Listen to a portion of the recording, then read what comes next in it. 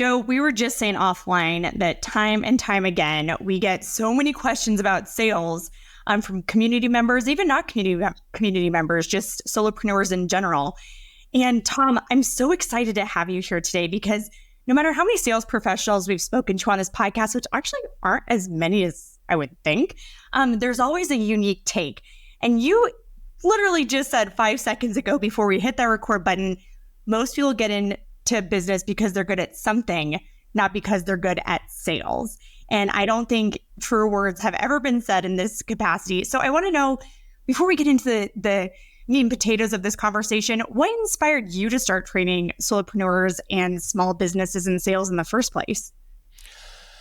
For me, the switch flipped, I don't know, 5 or maybe 6 years ago. I was doing a talk here in New Orleans for a group, and it was titled How to Sell When You Hate Selling. And the audience was, solopreneurs, freelancers, stuff like that, who obviously didn't feel like they were very good at it or didn't understand how to do it. And so I went through and I did my talk and I got done, and a young man came up and said, I just want to tell you, I really liked your talk. He said, but more importantly, you've inspired me to believe that I can sell. I just started my own little ad agency like 6 months ago. And, getting clients has been difficult because I don't feel like I'm really good at it. And he said, but, listening to you, I'm inspired. I feel like, yeah, I actually can do this. I've just been thinking about it or going about it the wrong way. And I'm really excited. I can't wait to go and try. Like, I believe that I can maybe make a run of this. And next to getting married or the birth of my kids, that was probably the greatest moment in my life. I was like, wow, I actually just maybe helped change someone's life for the better and helped maybe a business that would have otherwise faltered and failed stick around and grow, all because I helped somebody just change their point of view on a topic that so many people, I think, just have the wrong point of view on. So it got me to thinking like, hey, this is kind of cool. I wonder if I could find a way to make a business out of doing this. So it's really it was an inspirational moment for me to realize that I could help other people change maybe the trajectory of their lives. Then it was just, can I make a business out of this? My firm was started to be a social media agency. We did B2C social media. So I've always done B2B and business development. It's always been a sideline. And a couple of years ago, I decided, you know what, I really want more of those moments. So let's see if we can do more. Can we develop courses? Can we find ways to make the training less expensive so that we can get it out to more people? And that's what we've been doing for the last couple of years. And so far, the mortgage payments have still been made. That's great. Well, and it's funny because you said, and I realized I could help people. But what's so funny is time and time again, when people hear the word sales, they immediately jump to car salesman. No matter what they're selling, it's like, okay, car salesman is sales. And that just simply isn't true. So can you debunk some common misconceptions solopreneurs have about selling? And we'll just start there and go from whatever you say. Sure. The number one thing, and actually I encourage people to do it, is go get a dictionary and look up the definition to selling, and then go look up the definition to helping. And what you'll find is that they're almost identical. The helping definition might even be more salesy than the selling. And that's really all it is. If you just change your mindset from my job is to sell you, to make you do something, to persuade or coerce you to, buy something from me or believe something I believe, and you change it to, no, my job is to help you. My job is to help you figure out you have a need, you have a pain point, you need a service. My job is to help you overcome that, to solve that problem, even if that means I'm not the one to do it. But I'm going to be the person who refers you to the right resource. And when you change your mindset and you think, my job is really just to help this person make a good buying decision, it takes so much of that used car salesman out of the equation. It gives you permission to just be human and to just have conversations. And if you manage those conversations correctly, some percentage of them are going to turn into customers, clients. And then lo and behold, you've sold, without feeling like a sleazy used car salesman. And that's the biggest thing is that I really try to help people understand. If you'll just make that one change in your mindset, an entire new world opens up to you in terms of how you can go about selling and growing your business. That's why I say I lived this in my last startup, and we actually hired a sales guy, and his attitude was, if we can't help you, if we're not the right solution, I'm going to send you to the right solution. And he would send them, we were the high price kind of tech leaders and a lot of people that came to us couldn't afford us, didn't need us. And he would send them down to these other companies. And then the next thing, they're referring people back over to us. And it was, it was Absolutely. really, it was great. My first role in business development back in the 90s, I was the biggest agency here in New Orleans. And so we would always get called because everybody knew our name. So often we couldn't, they didn't have enough budget to justify us. I had a roster of folks that I would flip them to. And I cannot tell you how many times I would get a call months, maybe years later, and I would ask, why are you calling us? And they'd say, well, I don't know if you remember my friend Joe. He was really too small. You gave him a couple of people. He ended up hiring him. It was the greatest thing. He always thought that was so refreshing. You were just honestly trying to help him make a good decision. That's the kind of person, that's the kind of agency I want working on my business, and I can afford you. And great, because now you're entering, you enter that conversation. I didn't even have to sell at that point. All I did was close. The guy already was kind of convinced we had the talent. He could afford us. He liked how we rolled. You don't even have to sell at that point. You're just answering questions and making sure it'll work out, and then coming to a contract, and bingo, you've got a new client. You didn't even really have to work that hard to get him. You just had to be a good person. I go back to this guy, Jay Kunzo. He's on LinkedIn, and we've had him on the podcast. He focused on storytelling, but he said something once, and I repeat this all the time because I think it's so profound. He said, it's really about two things: build trust and then inspire action. And when you build the trust, you don't have to work that hard at inspiring the action, right? And that's what you did. You built trust by referring people to the right solution. And the next thing, it's like, these people are out for helping. So that trust building that could take months is instantaneous. Yeah, I would add a third thing, and that is credibility. There are a lot of people I know, like, and trust I would never hire for anything because they're just not a credible solution. So I think that's the fourth part. And that's the part a lot of people forget about. They just assume because they work for a company or have a certain title that they're instantaneously thought of as credible. And that's just not how people work. It's not how the human brain works. And so a lot of what I teach people is, how do you build that credibility while also building that trust so that you're not just top of mind, but top of mind preferred when it comes time for someone to hire a trainer or hire a coach, or hire, we were talking about beforehand, you're remodeling, hiring a remodeler or interior designer. When you can come into that conversation pre-vetted and almost pre-qualified, it's just such an easier conversation to have. Can you walk me through the distinction that you're making between trust and credibility? I mean, I guess in my brain, they kind of seem to kind of overlap, and you've clearly you've thought this through more than I have. Can you just kind of walk me through that? As simple is trust is the belief that you're going to do the right thing. Credibility is the belief that you know what the right thing is to do. That's the only difference between the two. But they're intertwined, right? You might hire some people who know what to do that you don't really trust just because there's no better option available to you, or that happens. But ideally, you're gonna buy from people that you trust. They're gonna do the right thing. They have your best interest at heart, but that they know. I mean, my joke's always, hey, look, I love my mother. I know, like, and trust her. I would never hire her to write a marketing plan for my company. I just don't think she's a credible marketing consultant. That's the difference. And that's the part, again, people assume, oh, well, like, and trust me, and I work for an agency, or I'm an electrician, or I'm a this. If I don't really think you're credible, and this is especially true for brand new entrepreneurs and young entrepreneurs, when I have a young entrepreneur calling on me and they're 25, 30 years old, and they've only been out of college for a few years, and, I'm 55, they might be very trustworthy, but their age alone might create a credibility issue for me, because in my mind, I see, well, there's my son, there's my daughter who's the same age. And do I really trust that this person, do I believe that they have the experience and knowledge to truly do whatever it is I need to have done? And that's a challenge when you're young. It can be a challenge when you're older, or when you try to move into a new marketplace or a new category that you don't have experience in. And you're saying, no, my experience transfers. You have a lot of people go, I don't know if it does. When I was young, I used to wish that I had some gray hair. And dreams do come true. Hey, and I remember when I first started having children, it was hilarious how much wiser I became to my clients just because I was married and had kids, which was the silliest thing I'd ever heard of. But again, we make those decisions about credibility and stuff based on different inputs.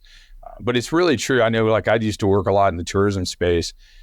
And one of the big hurdles was that my agency was not a tourism specialist, but in that space, there are a number of that's all those agencies did was tourism. And there were a lot of people that felt like, oh, well, you're not a tourism specialist, you can't help us. And it was like, actually, I think I can help you more because I'm going to bring you ideas from outside of the tourism industry. Right now, you're in an echo chamber. But again, it was a credibility issue. It wasn't that they didn't know, like, and trust me. It's just they felt like because I wasn't one of them, I couldn't possibly understand their business the way somebody who was, one of them or a former one of them. So that's really where that credibility thing comes in. It can trip people up. It really can. It can make it difficult for you to win business that you're fully qualified to handle. Very cool. Very cool insight and perspective. Thank you. Yeah. Right. Yeah. You didn't even skip a beat when Joe asked for the clarification. I was like, oh, well, I got this. I might have had that question asked to me once or twice before. Well, Tom, would you say that you have a concept called painless prospecting? Are these kind of the foundations of it, or how has that revolutionized your sales process? Well, it revolutionized it in that I realized after the failure of my first firm that the quintessential reason why the firm failed, other than Hurricane Katrina, was that my business development program was all based on who I knew. If I didn't know you, if you weren't in my database, if I didn't have your phone number, your email address, or your physical address, I really couldn't contact you. I couldn't market myself to you, etc. What Painless Prospecting is all about is flipping that model on its head. I'm far less concerned these days about who I know, and I'm much, much more concerned and focused on who knows me. And that's Painless Prospecting is all about becoming known for knowledge that you spread around the internet, around the world. People find it. It's like little cobblestones. They find this cobblestone, that cobblestone. They find enough cobblestones because you place them closely together. It builds a little pathway back to your website. They vet you. Next thing you know, you're getting a phone call or an inbound off your website saying, hey, I've read this, or I heard you speak, or I did this. I think you can help us. Can we talk? That's Painless Prospecting. I didn't really have to do anything. I was essentially cold calling with content because I'm an introvert. I hate cold calling. I'm a terrible networker. I'm the guy in the side of the room who's got way too much email he has to solve on his phone. And for me, this process was a game changer because now I would never again find myself in a world without prospects because somebody somewhere always needs what you sell. They just need to know who you are and how to find you. And that's what this process is about, by using knowledge and content, really helping people figure out, where do I park you in my brain's parking lot? What parking slot do you go into? And then when they need whatever that is you sell, you're the person they think of instantly. And if you're not the only person they call, maybe they're in a company or an industry that they have to do some sort of RFP or multi-bid, you go into the process as the favorite horse. And that can be very beneficial. If you've ever gone through an RFP process, you can, if you have the inside track, it changes the ball game considerably. Sometimes you get to help write the actual requirements. Oh my God, isn't that the time? That you love that. You pretty much won before you've even pitched. But even if not, you at least hopefully makes you top of stack so that you're the first response on the top of the stack, or you're the when they go to have the discussion with the buying team. Whoever's leading the processes, I really think it's these Converse Digital guys or anybody else. And then, maybe there's 5 agencies in the pitch. Okay, well, now we made it a 50-50 instead of a 21 out of 5. You're not going to win every one, but you're going to win a hell of a lot more of them, frankly. And so that's the whole idea is really changing the way you prospect, treating it more like marketing and less like sales. And it really does. It opens you up. It gives, and if you're somebody who's an introvert or doesn't like cold calling like me, it gives you a tool that all of a sudden you're like, oh, wait, I can sell. And it creates a flywheel. As long as you keep that flywheel spinning, the leads will continue to come off, and you'll always have a source of new leads and new business. You're speaking our inbound language. Yeah. The flywheel, I just got little keywords here and there. And I love that. So Tom, from my perspective, it sounds to me that a lot of your success And a lot of the success of your clients simply comes from a mindset shift and really just reframing how you view sales and taking a different approach. Do you have any tips for people that are having a hard time going from the traditional mindset to the one that you discuss, and just how to really get that ingrained in their brain? Easiest tip is the next time they're involved in a conversation with somebody who they feel is a prospect, or who maybe they know is a prospect because the person's actively engaged in soliciting bids or trying to buy something, is enter that conversation and try not to talk. Just ask question after question after question. Keep diving deeper. It's the old Toyota 5 Whys kind of an approach. Keep diving deeper, keep probing, keep trying to understand. And as you get in, validate and acknowledge what that person is saying to you. And if you have an example, for instance, like, oh, that's interesting. That reminds me of what we did for so-and-so, or that reminds me of a project we did, 3 years ago, or whatever the case might be. What you'll find is that by focusing on asking questions and just truly being curious, the conversation will just lead itself. And you'll get the opportunity to say, oh, well, that reminds me of this, or, oh, we did that long time. And now you're selling. You just don't know you're selling. You feel like you're kind of interviewing. The other thing is the other person will feel like, wow, that was an amazing conversation. That person's the most incredible conversationalist, because at the end of the day, everybody's favorite topic is themselves, especially if they're looking to solve a problem. They want to talk about their problem. And if you can, just kind of, oh, well, have you thought about doing this? This worked for somebody. Again, you're selling, but you're not selling. You're just helping them think through their problem, think through their solution set that they need. Oftentimes, you'll help them realize a blind spot, something they didn't think to question, didn't think to ask. And now, if you're the person that I call it a keto selling, if you're the person who helps them realize that, now all of a sudden they start thinking, what else didn't I think to ask? What else didn't I know? And you're the person who is now the sensei. You're the one that started leading them down this path of knowledge and building trust and building credibility. I think they'll find that oftentimes at the end of the path will be a contract or, a new customer. I just want to weigh in that, amen to everything you just said, because we've all had somebody come to pitch us, right? And they sit down, they got their PowerPoint, and they start talking. And every time you try to ask a question, they act like you're interrupting them. And to the end of it, you're like, they don't know anything about me or what I'm trying to do. And absolutely, it's and they don't really care, because you get the impression very quickly you're just a transaction, and nobody wants to be a transaction. Everybody wants to be a relationship. Everybody wants to be important. And just, that little flip, just getting a person not to feel like a transaction, you just separated yourself from probably 95% of the sales people that are calling on that individual or that company. Mm-hmm. Oh, yeah. Love it. Yes, this is giving me all the warm and fuzzies with sales that I don't always get with sales.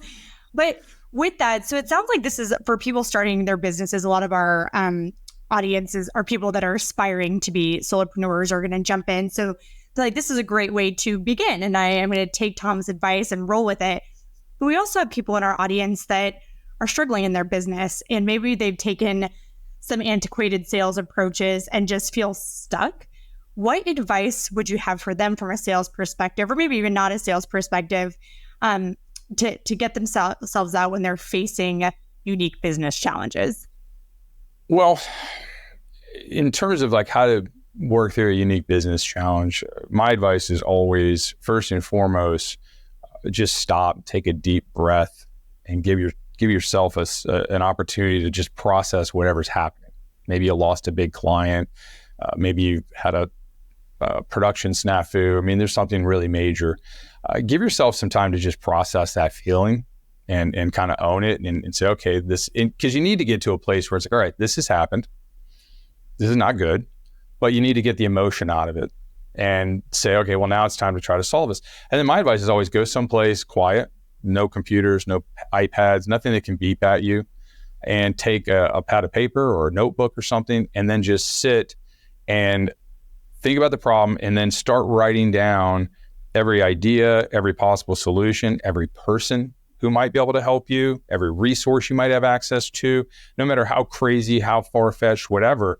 Just do a mind dump And when you feel like you've exhausted that mind dump, look and start seeing if there are dots you can connect. And oftentimes you'll start to see the beginning of a potential solution. It might not be the solution, but it's a potential. And then once you feel like you have one or two really decent potential solutions, do it. Pull the trigger. Don't wait for perfection. Don't overanalyze it. You're doing something is usually better than nothing. And so, and it might not be the ultimate solution. It might not even work. But I don't know about y'all, but just feeling like I can't impact what's happening to me is it creates a depression, creates a feeling of like failure even before you failed. But where I'm at least believing that I'm creating action designed to change an outcome to what I want it, just mentally it puts you in a better place. I always laugh if you ever watch like war movies. When the shooting starts, some lieutenant, some colonel, somebody in charge always yells to his men, "Move," because standing still is death. And that's what I always tell people: just move. It may not be the right movement, but just the movement itself will create some momentum. It'll at least put you in a good headspace, and you'll be surprised. Sometimes you may stumble around, but eventually you're like, "Oh wait, here's the solution I need," and off to the races. Now you fix the problem. And sales is really no different. If you're, when I hit the wall sometime where it's like, wow, man, our lead gen's really down. We're not really getting the kind of leads that we want, or it's just things are, maybe I'm not closing. I hit a rut where I can't convert a lot. Again, it's looking at who we have opportunities with and seeing, who do I think I can close the quickest and easiest, even if it's a really inexpensive, non-long-term type project. It creates a win. And it creates a win that I can feel good about, that I can celebrate, and wins create momentum. And slowly but surely that momentum will speed things back up and we'll get back to normal. Yeah. It's funny because we've only been talking for about 20 minutes, maybe a little longer, but during that time, I'm like, okay, no, like trust, credibility. I am totally on board with everything what you're saying. And so Tom, I want to give you a second to be able to plug yourself. You have a great course called Prospecting in Pixels. You offer so many things. If people want to work with you or learn more, how can they do that? They can go to Converse Digital. There's a navigation bar that says what we do. And, it's broken down by the different communities that we serve. Under each one is, do we have a course? Do we have coaching? Do we have workshops? All of the various options. There's also, under what we think, 300, maybe 400 blog posts that have been written over the last 14 years, many of which speak about sales or marketing, and they're free. They can knock themselves out. We also have webinars and things like that are free that people can sign up for. So I would just invite them to go to Converse Digital and bounce around a little bit. If they like what they find, they can sign up for my newsletter. I try to send it once a week. Not always. I can be bad about that, which is bad. I shouldn't do that, but it is what it is. And they'll get something from us every time that we feel like we've either found or written something helpful. That sounds amazing. Well, you help so many people find success through your sales methods. So we ask all of our guests this question: what is your favorite quote about success? I never say it right. It is every journey begins with a step. Or every 1,000-mile journey begins with a step. I think it's a journey of 1,000 miles begins with a single step. I believe you go, Joe. Look at Joe for the save. Ding, ding, ding. You think I would know my own quote, but I love that because to me it is the essence of entrepreneurship. It's the essence of everything. You can't get anything done standing still, and sometimes you just got to put one foot in front of the other and then rinse and repeat, keep going. Next thing you know, you've built a successful business. Well, that goes hand in hand with move, move, move. Yeah, I'm very much of an action movement kind of guy. I'm not much for standing still. It's not in my bloodstream. There you go. Well, we'll put both in our show notes and people can choose move, move, move or the other one. There you go. That sounds great. Well, Tom, we have so appreciated having you on today. It's so refreshing to hear your sales approach. I know these days when I hear cold calling or things like that, like I know it still works for some people, but it gives me the cringe factor. So when I hear somebody who is successful like you and helps others be successful through these practices, it's just calming. It just makes me feel so much more confident in approaching sales and kind of like I got this, and I don't have to get really far out of my comfort zone to make it happen. Well, thank you. That's the goal. That's what we hope to do is help people realize you absolutely can do this. Look, the ability to sell and persuade others is a superpower. If you can develop it, you're always going to have a job or own a company. I mean, you're always going to be able to make money. And I don't care what you do. Every business needs to know how to sell. Absolutely. Otherwise, you'll have a business. That's true. So it's a core, but we can all do it. Some of us don't believe we can do it. So I'm glad you feel like maybe your listeners will pick up a few tips today that'll help them maybe believe that they can do it too, because they can. Awesome. Well, thank you again. Yes, thanks, Tom. Yeah, and listeners, I hope you found this just as helpful as we did, and you have that little warm hug about sales at this point like I do. But also, another thing that would give me a very warm hug virtually is those 5-star reviews, those subscribes. Please subscribe to us on your favorite podcast platform. Leave those 5-star reviews. Give us feedback. Let us know what you like, what you don't like. We so appreciate it because we love putting on these shows for you. So do those tasks. And otherwise, we will see you next week on another episode of The Aspiring Solopreneur. Have a good one.